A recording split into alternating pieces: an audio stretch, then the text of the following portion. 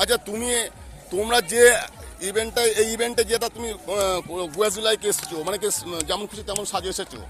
আচ্ছা তোমাদের ব্যাপার মূল উদ্দেশ্যটা কি, জোরে বলবে? হ্যাঁ, মূল উদ্দেশ্য হচ্ছে আমাদের এখানে এই গ্রাম্য ভার্সিক অবস্থায় আমি যে আমার বউকে নির্যাতন যেমন এইমাত্র আমাদের ছাত্রদের প্রতিযোগিতা শেষ হলো। আমি নির্যাতন করলাম, তো আমার মতো কোনো মা বোনেদের যেন এইরকম যারা নির্যাতন কেউ যেন না করো।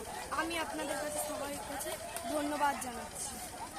Thank you. দেখুন এখনকার পরিবেশের মধ্যে মা বোনেরা যেভাবে মানে দুঃখ দরিদ্রের মধ্যে অভাব অনটনের মধ্যে চলে, তাদের স্বামীরা দেখুন মদ খায়, গাঁজা খায়, বিড়ি খায়, সিগারেট খায়, খেয়ে এসে উল্টোপাল্টা বন্ধুদের সঙ্গে মেলামেশা করে যে বধূদের নির্যাতন করে, সেই নির্যাতনটা আজকের এই গোয়াজুলাইকের মাধ্যমে তুলে ধরেছেন।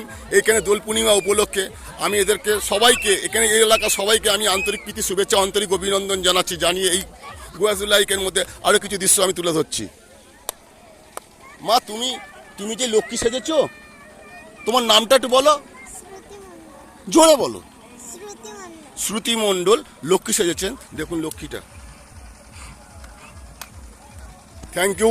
আমি ইউটিউব ব্লগকে তারক বিশ্বাস ইউটিউব মাধ্যমে পাঠাবো। আমাদের এই জায়গাটা খুব ভালো লাগলে আমাকে একটা লাইক সাবস্ক্রাইব করবেন, বেল নোটিফিকেশন অন করে রাখবেন পরবর্তী ভিডিও দেখাবার জন্য।